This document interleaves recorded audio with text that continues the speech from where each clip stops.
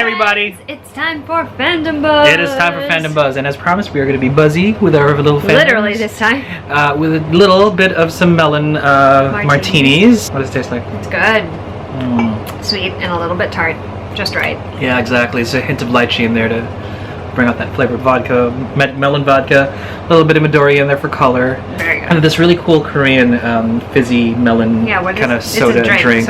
Which you can buy at your local Korean grocery. Where shall we venture tonight? Because of a recent turn of events where we happened to engage in this particular activity, and because it just felt fitting, and like we try to be very organic with what we feature on Fandom Buzz, I suggested that we spend today talking about Dungeons and Dragons or D&D. That is true. That is true. And my descent into finally getting into D&D started out, I want to say a few years ago, when a bunch of friends decided let's do a game. Let's do a tabletop set of RPG. And I did a couple of homebrews. I made up my own system. There was dice involved, and I would just like randomly make stuff. So nothing terribly orderly. I came into it much later because I've always only been a player.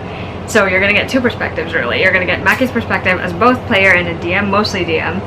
And you're going to get my perspective as someone who plays D&D. Right. And so I think it was, I want to say roughly on this time last year that we started playing. Seriously? Yes. But the first time we ever tried to play, it was not last year. It was actually, I want to say it was in 2017. We went to Cape Cod. Maki had just started pulling from the official D&D stuff.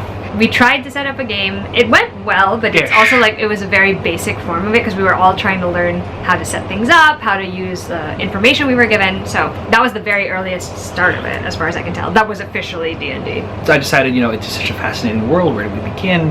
I think that one of the best, intros I had sort of to the game was, friends growing up and saying, for heaven's sake, just pick up a handbook and just learn the rules already instead of just sort of making stuff up on the side. And I was like, all right, let's try that. So I had the materials, we had the book, we had that one we had one family trip that we went to. We had one set of dice that came with the beginner's pack or whatever that was. At the beginning of last year, Kristen and I just had a thought of what, let's do the thing. Let's do Dungeons and Dragons. I'd sort of gotten to talking a little bit to Kristen's husband Andrew at the time too. And she's like, let's do this. And we've been playing for a year now since then. So I have questions for you. So that's just to kind of start the fandom.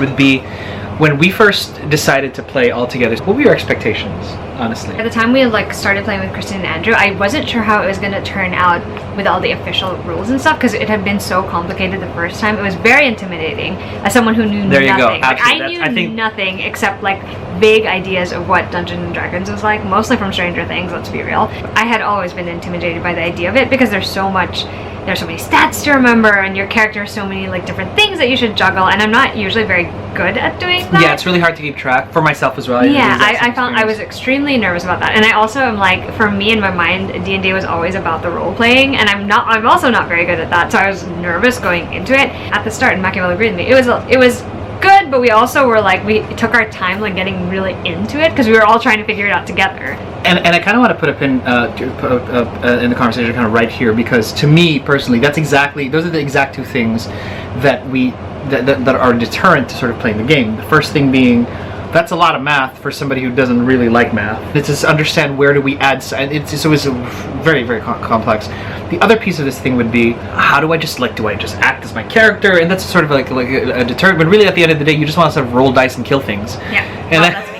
That's so you're. More on that later. What's funny too is if you read the D&D starter kit or whatever, some of the things that they will encourage you to do is just, hey, you know what? Don't let the super complex rules get in the way of just getting in there and doing it. Because the idea is you're a bunch of adventurers on a quest, or you have a mission, and you are everything that you kind of sort of wanted yourself to be. Are you an elven ranger? Are you a dwarven cleric? Are you whatever you are, right? Not only do you get these races and these classes and these different fantastical elements, you also get to decide what kind of personality. Yeah, you get to create a backstory, and you literally get to be. What do you call that? The alignments. You get to figure that out. Yeah, you get to. Are you the chaotic type?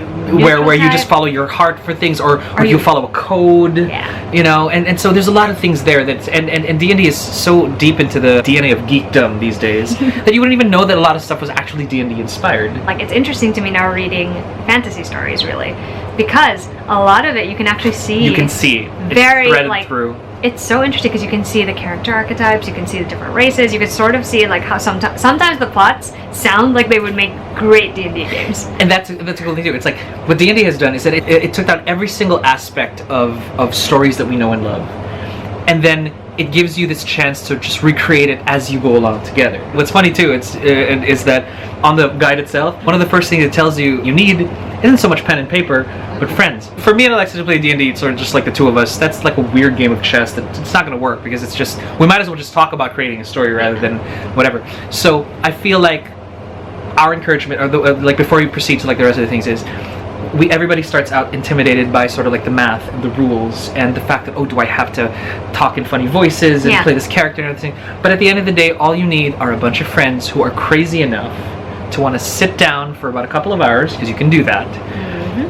And as long as one of you is willing to learn just enough of the rules and sort of steer this little, game around, which is me, I'm a resident storyteller, so that's always my thing. I whine a lot about how I wish I could play. Oh yeah. But and I do. I just like running the game more. He's really good at it, I will say that. I do my best. People appreciate it, and I think that's what matters, because I am a narrative-driven dungeon master. Then I think some other people are more encounter-based dungeon masters, where they really create complex battles that allow people to just kind of be at the edge of their seats. I'm trying to get there, but at the end of the day, I'm also trying to, let's tell a story together. That's my deal. Let's talk about the game that Mackie and Kristen and Andrew and I have been playing for over a year. That's a great example of, like, at the beginning, we were mostly floundering. Like, I think everyone had like a very base knowledge. In ranking, like, I would say it was like Mackie, then Andrew, then Kristen, then me. So that was basically like the tiers of like who knew what. Even just setup alone, we were already like, not sure what we were doing. Everybody was looking at the rule book. How do we compute that thing? And it was a very it felt intense at the time because we were all just like impatient to play, but we learned from that. Agreed. We definitely did. I do love a little bit of improv. I do love a little bit of, like, there's something theatrical about all this. Oh yeah, Mackie's great at that, by the way. You bring that to the game, and you make your funny voices, and you make your funny kind of thing. So maybe you're watching this thing, and you're potentially a dungeon master. You just need 2 more friends, and we could totally, 3. And you can make this. 4 is a great number, I think. Yes. That's 3 players, 1 dungeon master. 3 players, 1 dungeon master, which is basically Stranger Things, and the childhood that I wish I had. To end on this particular segment, it's just go for it. Get 3 people. Highly encourage it. Go for it. So on that note, we want to sort of narrate. So that was like the start. The start was definitely Cape Cod. Which was definitely Cape Cod. It was me. I bought dungeon tiles, and I created like this adventure where you're trapped in like a library or something like that, and you have to like retrieve something to sort of get out. And it took me like ages to even get the game together, but I think it's a necessary rite of passage to sort of literally fumble your way through the dungeon. Our way through that. So that was sort of like session, like Dungeons and Dragons game 0 for us, where with the real rules and the real games. The one difference between me, I feel, and maybe it's most folks that sort of just grab a book off the shelf, because the Dungeons and Dragons has 2 kinds of books, I want to say.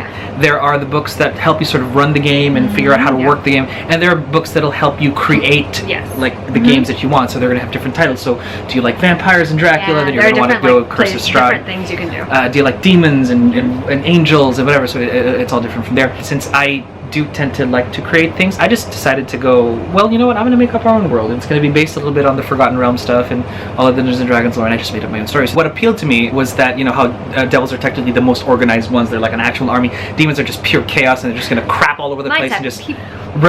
But then I saw this little piece of D&D lore where it said you can actually trap a demon in an amulet and therefore sort of possess its power, or they have all power over it. And I thought to myself, isn't that fascinating? So what if all of the demons disappeared and nobody knew why? And then suddenly all of the devils, with no more demons to sort of fend off, can now say, all right, biggest threat is done, let's take over the rest of the world. And they just invade the world in something called the Year of the Dark Tides, where they just sort of invade everything. And then the Urali, saviors of the entire world, push all of the devils out and lock their high demon Asmodee, devil person, emperor, whatever, in the far wastes, and by the power of the Urali crystals. And then in my head, but what if the Urali crystals are secretly, and this was the plot twist that I revealed to Kristen and Andrew eventually, what if the Urali crystals, and Alexa, what if the Urali crystals weren't actually some kind of divine thing, the way we think that the Fae and the elves and the Urali sort of, because they have that thing,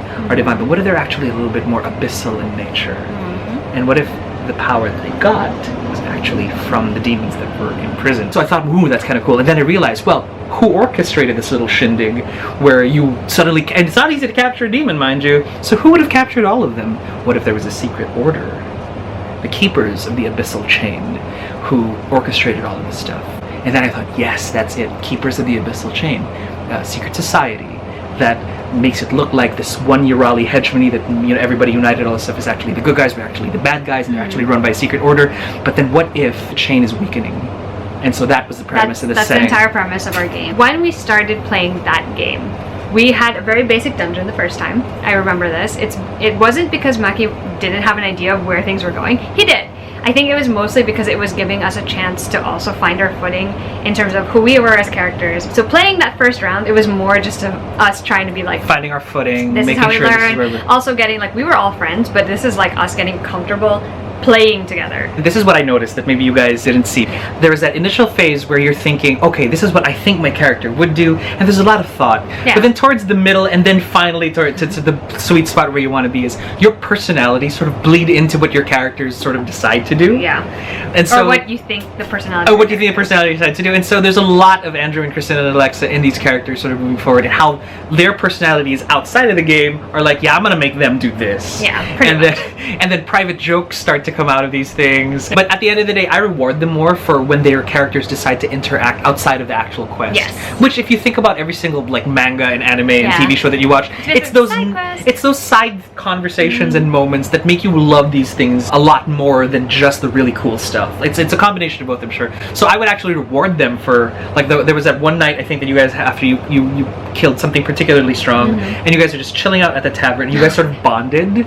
Like, everybody started talking about each other's backstories, and I'm just like, I must reward this. This is enriching the story all the more. Yeah, I think it helps that because Maki is the kind of DM who is very story-based, it helps us also want to contribute to his storytelling.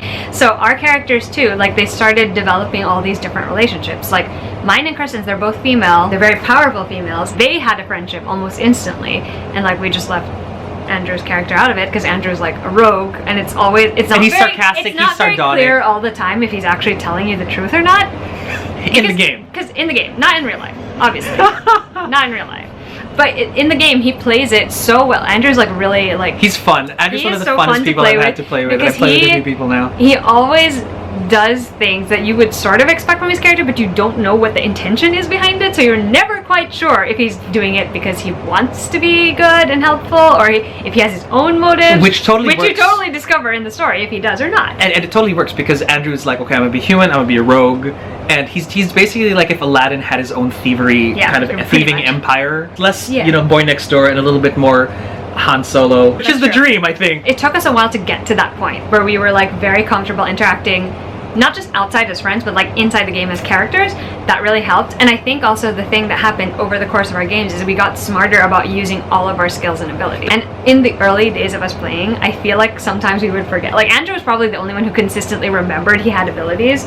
For me and Kristen, sometimes we would hyper focus on one thing we could do, and then not quite remember that, oh, we actually can do that too. So we basically just grown to the point where we're like, we know what skills we've got and we use them. We know how to interact with each other in the game and to strategize outside of it, which we do also quite often. It's been a real fun experience because now I feel like I have a better idea, a better grasp of how the basic system works. If there's anything you want to take away from this video, at least from my side of buzzing about this thing, is if you've ever wanted to legitimately tell a great story with friends, this is one of the best ways to do it. Like, without having to be an author or without having to, be published or whatever. It's just great. You guys come together and you're building this thing as it goes. And for me, that is the greatest, like, reward, I want to say, yeah. One thing I will mention is because as a player, I can tell you what my favorite things are. So, personally, I love playing barbarians or warriors or monks. Generally, that is the type I go for because I like being a fighter. Like, I like having a very hardy constitution and like rushing into things. I am not a strategist, although this game has taught me how to be more of one. But I am not a strategist. So my favorites are always like the big Hulk kind of characters where I'm like, I can do all of this crazy shit. And let's walk this thing a little back, right? For those of you who've never played Dungeons and Dragons before, and your only idea of Dungeons and Dragons is what you see on Stranger Things, or what you see on TV, or whatever, or maybe even you've watched the Dungeons and Dragons cartoon back in like 1745. Dungeons and Dragons allows you to play a character that has, if you remember the character, just remember two things about them. It is, what is their race, meaning are they an elf, are they human, or whatever, and what do they do in life, right? So it's a combination of that. So back to what I was saying. So back to Alexa said. So for the what you do in life will determine what you can do in the game and how powerful or strong or sneaky or magical you are, right? And the race determines sort of. And the race determines just more limits. Yeah, there's more limits or layers, right? So really, at the end of the day, whether you choose to be a gnome or an elf or whatever, what do you do? Are you a ranger? Are you so I would rogue or a rogue? So I would classify the classes, that's what they're called, into just these big groups. So there's the bruiser class, where you just basically like blow stuff up and break things and just physically tear stuff up. That's fine. There is the magical class, where you pretty much cast spells and do magical things and do crazy things. And then there's the everything else in sneaky class. I would just call it the sneaky class. The sneaky class, where you're like rogues. Are you a ranger? You can like survive and sort of very long range. Yeah, kind of like jack of all trades, or bards, right? Miscellany. I wouldn't call a bard miscellaneous. It actually works out because we have one of each big group, because Kristen's the magical one, Andrew's the sneaky one, and I get to be Alexa's the bruiser, because Alexa. So and just so you know, Alexa plays I play a dragonborn monk. But and I revised dragonborn so that she's not this big giant scaly lizard. Really more sorcerers. You know how sorcerers have dragon blood in them. More along the lines of that. Moving on to my favorite thing about Dungeons and Dragons is just the interactions that if you just lean into this stuff, and if you just and ideally if you have that kind of friendship, it's just comedy gold. And it's never the same thing twice. And it's never the same thing twice. That's not the fun just part. If you change groups that you're playing with, because we recently had a game where we played with other people. Like, it's not just when you change groups that the story or like feeling changes. No, even when we play with Chris and Andrew, every single session is a different thing. Yeah. One of the things that I think we should mention in this video is like, what actual equipment do you need to play a D&D game? So you don't need every single manual ever, although they definitely help. All you need is this, because this is absolutely the most important, super critical. Especially as a player, it's very important. First of all of this stuff is online. Yes. Too many fans all over the world have created online there are like websites. Online repositories, there are apps. There are apps that sort of just combine all of this stuff. And so of you course, can probably find all of that. And of course D&D like itself has like buy everything for $500. That's tempting. a lot of money. Tempting. But it's like, how many kidneys do I? Anyway, but all you need is this, basically, because it's all the rules, it's all the graphs, tables, charts, everything like that. You need this, you need a bunch of dice, and you know what? You need friends. Pens, papers, that's it. On top of that, I would highly recommend. Here are some extra things that you can get once you're sort of into the D&D like lifestyle. I wanted this for Christmas, and they totally got me when it's called the Battle Master Kit. And it has a bunch of stuff in there too, like pens, whatever.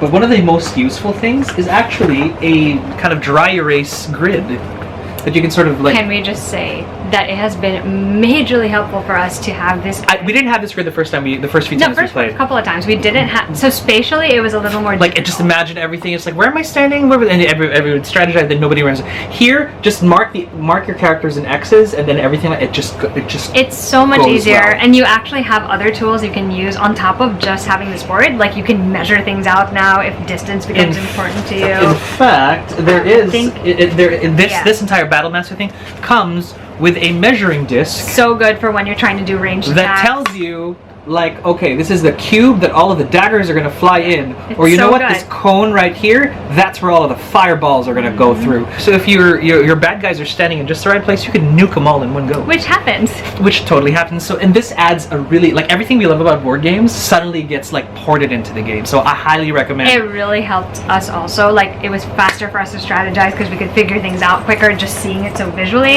Another thing that I personally really enjoy that Maki has done is also include music. Because it really sets an atmosphere to hear different kinds of music. Like when he's storytelling, it's like bard music. When we're in an inn or tavern, same thing. When we're actually attacking someone, there's like battle music too. Which or if we're in a creepy place, creepy music. And for those of you who are video game enthusiasts, you can literally rip your favorite video games off. You can use anything you want. And there's Dungeons and Dragons or RPG based music that is on Spotify, so it's all there. And so always make sure. My pro tip, have your regular battle music, but then have boss fight music, because then you know it's a little bit more intense and it's cool. The last piece that I would recommend is, so there are a lot of battle apps out there. If you're on iOS, it's Encounter Plus. Encounter Plus, there are other apps like it, but this is the one that I particularly like because it allows you to sort of add bad guys and add characters. You have all of their like stats and you're tracking them, so you don't have to like have a piece of paper where you're like carry the 1, carry the 2, subtract, add, divide. It's all in there. You just input the numbers, and so if you have a zombie that's like 20 life, and then your barbarian basically bashes it in the face with a giant axe for like 8 damage, you just click an 8 onto the zombies like thing, and then the life bar just sort of goes down, and so you get to track how everything is, and it shows you the stats of the zombies and the wolves and the spiders and whatever it is that they're fighting, and it shows their stats too. So I highly recommend that. That'll save so much time, and once you get into the groove of it, all you have to do is ask everybody to just, okay, give me a minute while I like prompt all of my stuff there, or sometimes they don't know it. I'm already adding the bad guys. And we're just like, what? So it's almost so if you're a character, you're like, oh crap, he's adding more stuff. That's just me if I was a player, but they don't notice because I try to be discreet, because I hide behind like sort of like my iPad. So that's how that's my Dungeon Master screen. Yeah, one more thing that you actually need for basics. Sorry, I should have mentioned it. Is space to play, like an actual table. Well, yeah, you will. Like, I know that's probably a given, but I just wanted to mention it. We have tried playing it with smaller spaces. It's difficult. Yeah, you're gonna want a full table. The most ideal is a full table that you all have enough space to maneuver around, and your DM can sit on a different side so that you can't see anything going on, basically. So yeah, just wanted to throw that in there because I felt like that was something that needed to be said. So we gave you the basics of our D&D journey. We also talked a little bit about what we actually play and our equipment. And if you want more details on that, we could probably do an entire video just about. Yeah, just to sort of talk about it, and we may even sort of live stream. We can actually show you all of the D&D stuff we actually have. Suddenly now I'm inspired to do a live chat with both Kristen and Andrew. It's just fun talking about this stuff. Yeah. Because I think if you just put yourself out there and... I mean, we could also technically live stream a game. I think that would be funny. Like one round of something, if you guys want to see that. If you guys want to see that, yeah, we'll get the others to see if they could. Everybody knows who've been watching this channel, where Shadowhunter's garbage. I thought I'm gonna create like an entire Dungeons and Dragons thing inspired by the Shadowhunters lore, and you know what? I actually did. Like, it's done, and it's cool. It's pretty cool. We've already had a session 0 with Andrew and Kristen. We're gonna have a session 0 with Mel and Jane, who are really awesome. I combined aspects of another game called Fate Core into it, but either way, Alexa has created her character for our session 0 test, and it's pretty cool. She's basically Emma Carstairs set in the 1800s. Emma Carstairs meets Jace Herondale. Which is not something I thought I would ever say about my character, but okay. I've sort of evolved to the point where let's create some new games and let's take the stories that we love and turn them into things. I mean, this isn't probably going to be the last bookish D&D theme. I don't think so. But that is a new thing. It's like bookish D&D. That's the. Should play Harry Potter one. That one would be fun. Kristen and I would definitely love. I'm sure there's a Harry Potter RPG out there that there's like a guy. I'm 100% sure. But to custom tailor it to the way we want to do it, right? It's going to be kind of a thing, because basically for the Shadowhunters, when I created an entirely different alternate universe, and it's going to be which thanks to Queen of Air and Darkness, is actually a possible thing. It's okay to do that without feeling like it's too fan fiction-y, although this is total fan fiction. We can't wait to hear it. Either way, that's the journey, and that's the future, and we're just not going to stop gaming. It's just part of our lives now. Yep, basically. If you have any more questions about Dungeons and Dragons that we could probably answer for you, as mind you, as very like again, this is Dungeons and Dragons for dummies, so new beginners players. We're not like part of the Adventurers League. And this wasn't even like the official guide version of this. This was just us telling you all of our like initial ideas, which is in this. And I've watched enough like the Dungeons and Dragons like lore and like documentaries to know that in the spirit of the game, this is about a bunch of friends having the best time of their lives, living their best medieval or futuristic adventure, whatever it is. In the spirit of that, we're happy to answer questions, right? Because any questions you got, whether specifically D&D questions, DM related questions, player related questions, how to have fun in like this situation, need help coming up with your story idea, like Mackie will definitely like come through. Because at the end of the day, it's about having fun. And for some people, the rules are the fun, and great, you do that straight up D&D Adventurers Guild approved, whatever. And then for some people, the fun is the fun. Yeah. So just make up whatever you want. That's kind of the point, right? That's really the bottom line. It's basically like organized... cooperative storytelling, game style. That's right. Cooperative... Hey, I like that. Cooperative, organized storytelling. That's amazing. And so that's pretty much that. So please... Tell us all your D&D feelings, if you've got any, if you've ever played, if you want to play. Like, as someone who's new to it too and is tremendously enjoying it, which I never thought was going to be the case for me, I definitely would love to hear what everyone thinks. Right? Okay, yeah, definitely. Alright, that has been another Fandom Buzz, where we also finish the drinks. So we will see you guys with another Fandom Buzz next month, and we hope you enjoyed this one.